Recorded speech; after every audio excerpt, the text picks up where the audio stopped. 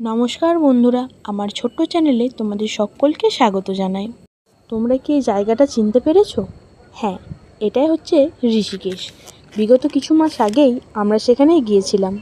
আর আমরা গেছিলাম শীতের প্রথমেই, তাই সেখানকার জল খুব ঠান্ডা ছিল। এর মধ্যে কিছু মানুষ সেখানে স্নানও করছিল। আর সেখানেই ছিল আশেপাশে কিছু মন্দির, একটা কুণ্ডও ছিল।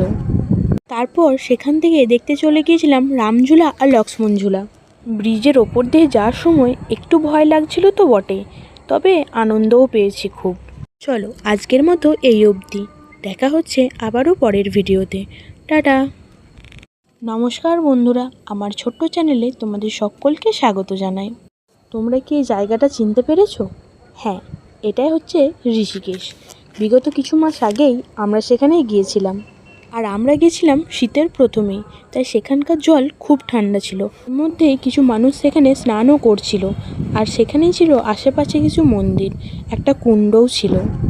তারপর সেখান থেকে দেখতে চলে গিয়েছিলাম রামঝুলা আর লক্ষ্মণঝুলা। ব্রিজের ওপর দিয়ে যাওয়ার সময় একটু ভয় লাগছিল তো বটে, তবে আনন্দও পেয়েছি খুব। চলো আজকের মতো এই অবধি, দেখা হচ্ছে আবারও পরের ভিডিওতে। টাটা।